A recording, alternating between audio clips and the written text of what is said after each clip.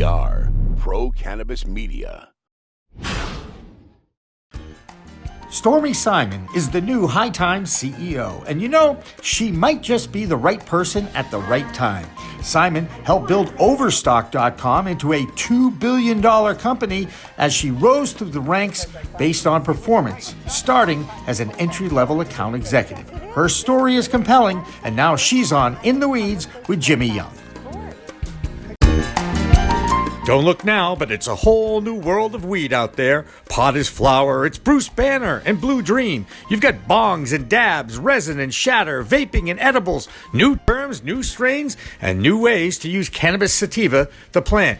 Some just made with CBD, and hemp has minimal THC. There's sativa and indica strains, and 100 chemicals, all legal in 10 states for adult use. There's a lot to get to know. Get used to it, folks, because it's legal in the Bay State and it's not going away. Neither is In the Weeds with Jimmy Young next.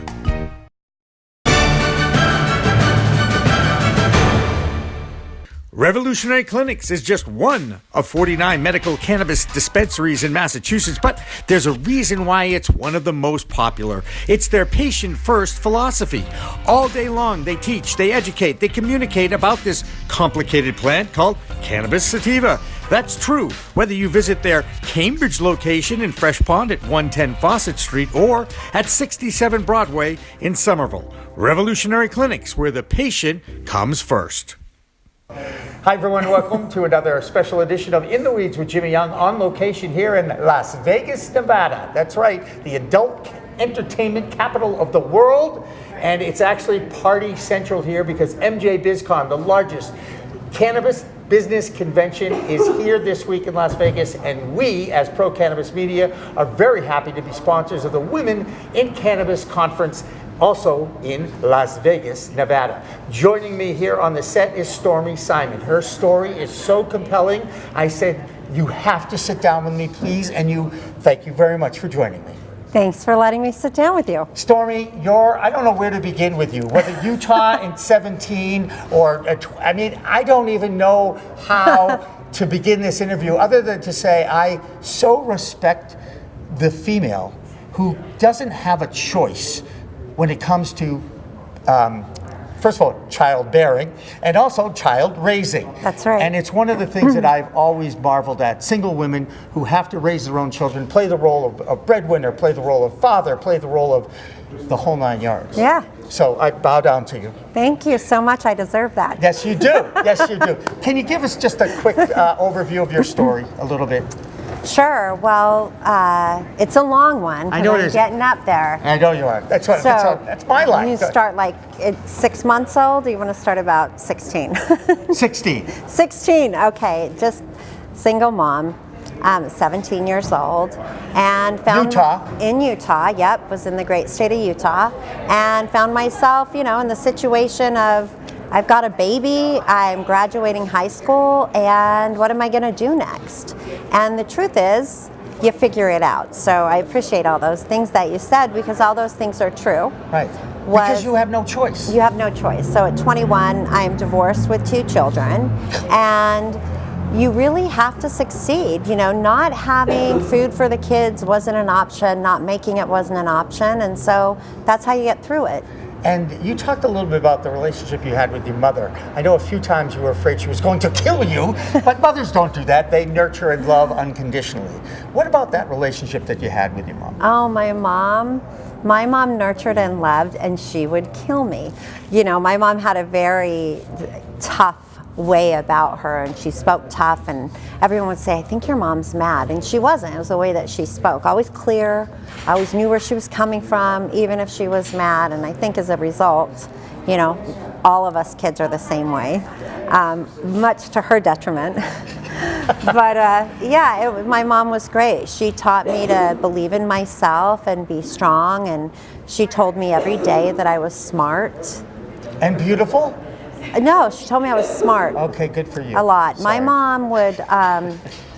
mom would close, we would only have X amount of time where we would be allowed to get ready or sit in front of the mirror. and get ready. And she'd Gotcha. say, you're not going to sit there all day. This is not what you're going to do. And so she always told us that we were really smart and could do anything that we wanted. Follow your dreams. Yeah, Which just is be what you you do. was really it. Just be you, exactly. So let's move on to Overstock, because Okay. this is where you really, got it together. Yeah. And showed those male pigs in your office exactly who you're messing with, right? Yeah, no, I don't think they were pigs. No, I they think- weren't. I know, but I throw that out there just because I get embarrassed by my gender sometimes. I get it. I have 2 white sons, and they're grown-ups, and they are navigating in a world where, we've got a lot of karmic things that we have to mend. And, just the way that we grew up is a male-dominated, more hierarchical, more hierarchy where, you look to that man on top, and it always is, whether it's the president or the CEO, that was the way we viewed the world. And it was a male-dominated Yes. world in the CEO chair and at the head of government and all that. And things are changing now. They really are changing. And I think for the better, to be honest. Yeah, with and you. I appreciate you being a guy that went through it with us, But real and- men need to tell men how to act rather than explain to them, this is not how you have to act anymore. It's a new world. We have to change behaviors. Absolutely, and I think that that's happening. I know with my sons, they aren't. How old are they now? They are 33 and 30. Cool. And I know that they don't have any dominating characteristics over females. They are attracted to strong women. They have, they look to the woman to lead, maybe almost, but that's a great thing. They see them as their equal. Right. They can't, they wouldn't build a company with no women. They wouldn't build a team with no women. That's just the way they are. So I don't have to teach them anything. They're going to teach everybody else. That's great. How we can do this together without seeing, color or gender as, monumental moments. These are moments that we need to seamlessly accept. Right, and to embrace differences, whether it be a male and a female, or a religious difference, or a skin color difference. Well, we're not so different after all. We're all one We're not so family of different after humanity. all, right? If folks want to focus on, who you have sex with, or where you go to church, or those types of things in order to build a relationship, that's one thing, and then that makes it their problem. But if we just focus on, do we all want world peace? Oh, we do, and that's what I'd rather focus on, is like that one commonality that might be good. And that's a good thing, and if we can do that much, So- we're not so different. So my dad was known as the nicest guy in the world, and I try to live up to that role model every day. And I find good in all people, and I develop my relationship around whatever that is. And of course, I was a sportscaster in another life. And I had some tremendous opportunities to meet some of the coolest people in the world and have amazing experiences. But now I really left that behind because I didn't feel fulfilled as a human. I wanted to go out and change the world. I wanted to meet people who were making a difference in others' lives. And I'd always been in my soul a teacher and a coach. But I want to go back now a little bit to your experience at Overstock. And I want to go back to the luggage story, because I find it was great. It's not the first time you told that story either, because... Yes, it is. Is it really? That is the first time I have publicly told that story. Yes. So we have it, I tell you what, we have it already on tape. Here's Stormy's story about her experience at Overstock.com. Every day in and day out, these guys were Glenn Gary, Glenn Ross, and it's like, hey, we got some luggage for you. And they would pace. They'd pace in front of these cubicles. All they'd do is sell the luggage. So I thought, I'm not going to touch that luggage. I'm just going to sell everything else, because we would buy 5,000 vacuums. We didn't have the traffic to sell to consumers. Put 2,500 online, flip the other 2,500. So one day, this guy named Gary from Colorado calls me up and he's like, do you have any luggage? It's like, yeah, I have a bunch of luggage. I got some clients in Japan, they need a lot of luggage. I have $1.2 million worth of luggage. He goes, I have $1.2 million. So it's like, oh my gosh, I just sold that luggage. I barely got out of bed today and the luggage is sold. So I walk into this office, and this is a story I've never shared. It took me 3 years to start doing some of this. No, it's funny. So I go into this office, and I have my PO. John, his name's John. I'm going to have to use real names because we're not good at stuff.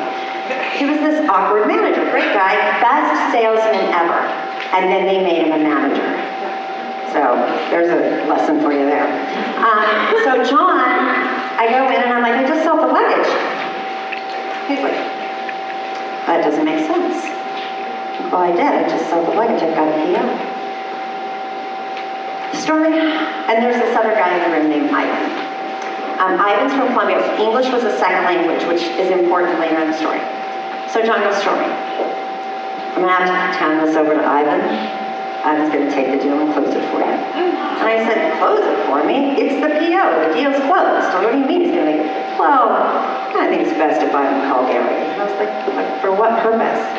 Then, and this is true, I swear to you, then the guy goes, well, you know, there's such a thing called the glass ceiling. And I'm like, what? Because it's just a moment in your life, in your career, where you're just going to have to pass it off to the man.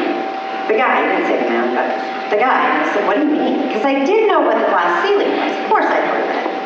I started questioning myself of if I really knew what it was because of how he was speaking about it. I was thinking, there's no way this guy would actually talk about this today. But the year's 2002, very different environment. So he tells me, he goes on, okay, so I say, I don't know what you're talking about, I don't know what glass ceiling is. He says, oh, he's such a good manager, he's going to explain it in detail, like for 5 minutes.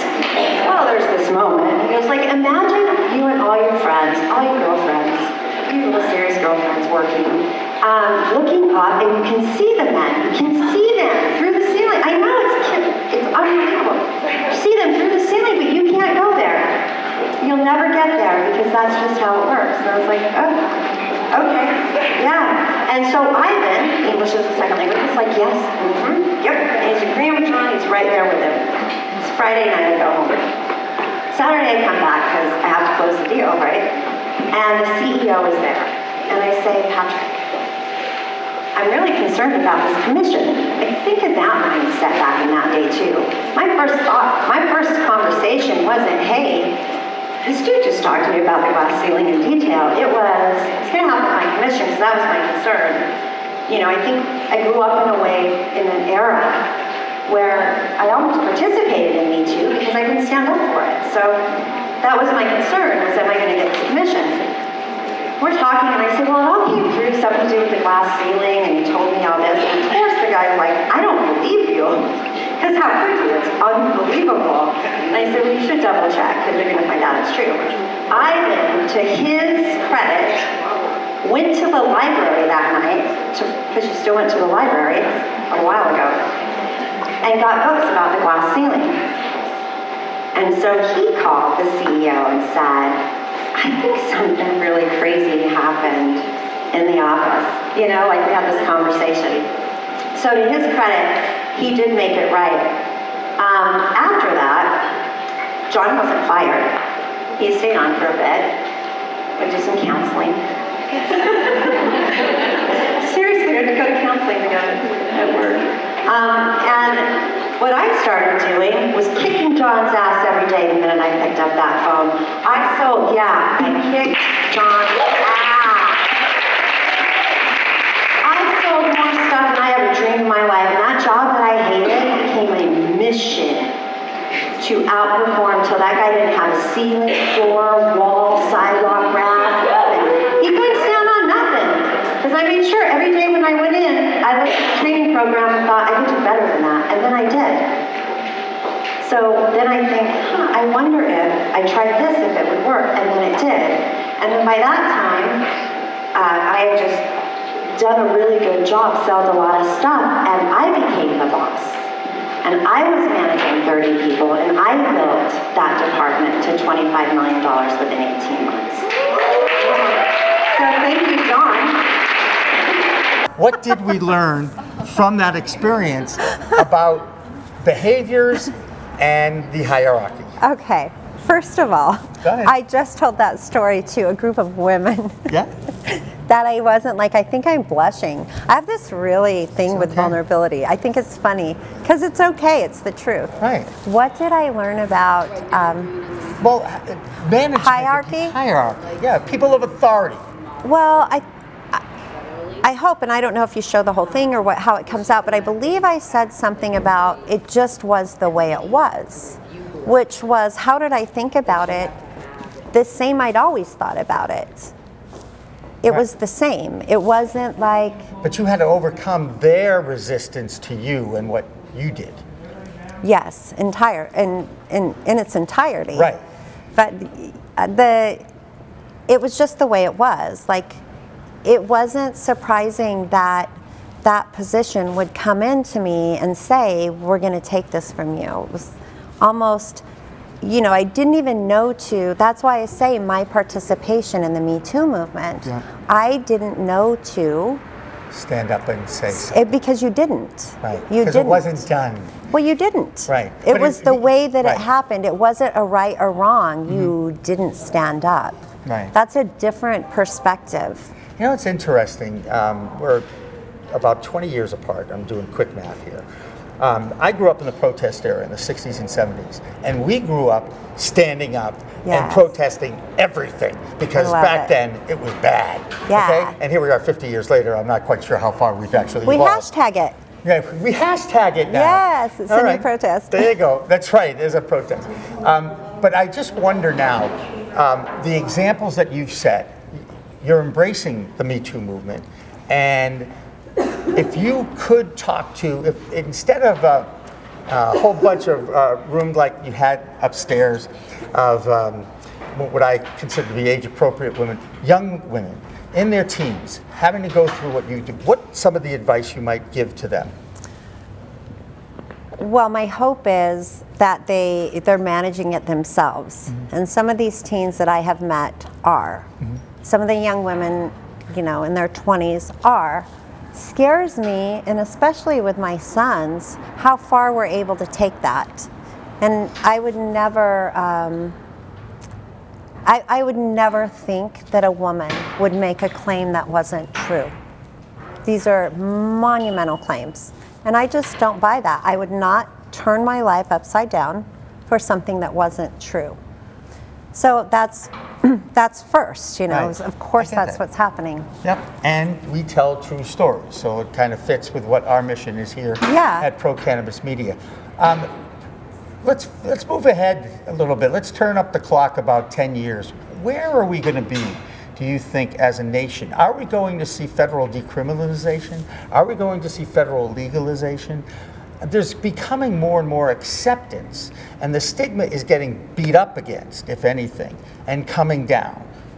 How much we've made progress in the last couple of years, how quickly can we get to where the new normal is everybody just accepts it like everything else? Yeah, well, I fear that. I fear us accepting it just like everything else. Why is that? It's an adult use product used Absolutely, responsibly. right, and it should be. But everything else is still under these regulations and laws that perhaps we should be questioning at this time, because we have this plant that is ours, because we're people. Right. And it's the plant of the people, as every plant, right, is. Absolutely. But for some reason with this plant, it's been banned. It's been used as a tool to suppress races. Yes. It's been, people have lost their lives, prison systems, which are profitable in this country, by the way, which is a sickening thing to dissect when you think of a prison system. One of the people that I've interviewed over the last few months is Steve D'Angelo, who has the Last Prisoner Project, who's trying to expunge and release anybody who's been convicted of a cannabis crime. He's the one who drove the reform movement in California, or one of them. We won't take credit for it. He was one of them. That being said, now he wants to get any prisoner who has been convicted of a cannabis crime out of jail. When are we going to learn that punishment perhaps isn't what works, and we need more reform of our prisoners? What do you think of that? I think that that's to my point of having this accepted like every other thing. Punishment with this plant in particular, and much on the war on drugs, far exceeds the crime. And we're not talking about the cartels and the people who really, there are bloodshed. We're talking about Kids on Possessions. street corners, Possession. exactly. And being targeted because they were African American or Latino or whatever, they were targeted by the police because they knew it would be an easy bust. You know, that kind of a thing. Absolutely, and history is written. These are facts that are written. You know, if you go back, which I made it a mission of mine upon entering this industry, is to understand what had happened to this plant.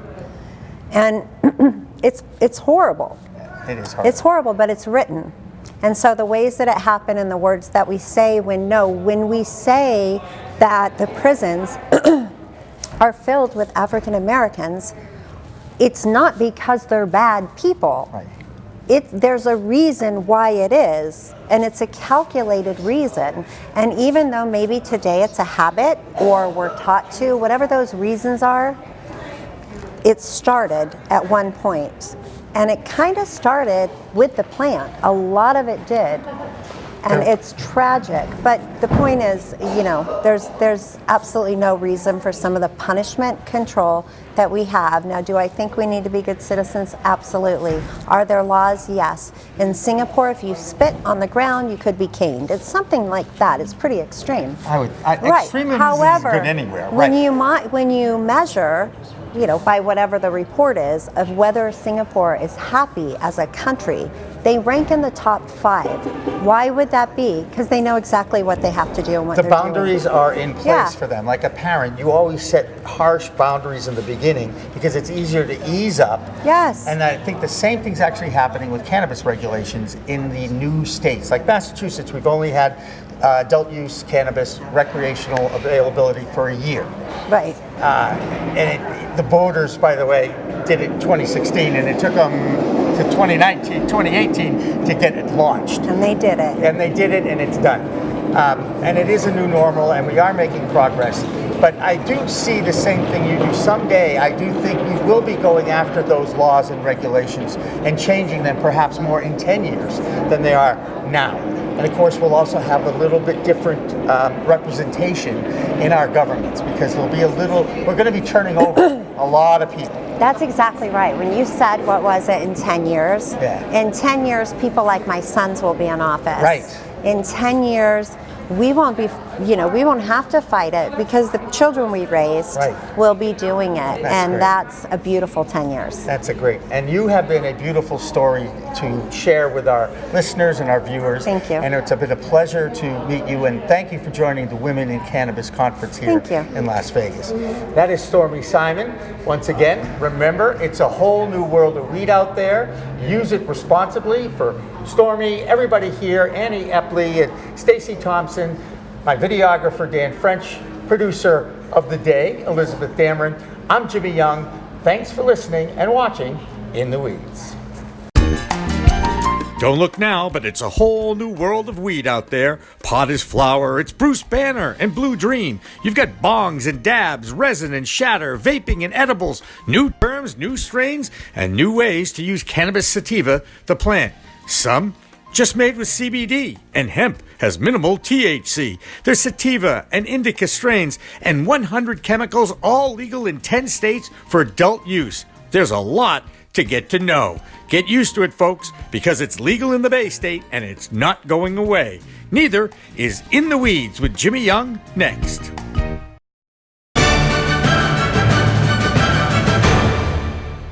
Revolutionary Clinics is just one of 49 medical cannabis dispensaries in Massachusetts, but there's a reason why it's one of the most popular. It's their patient-first philosophy.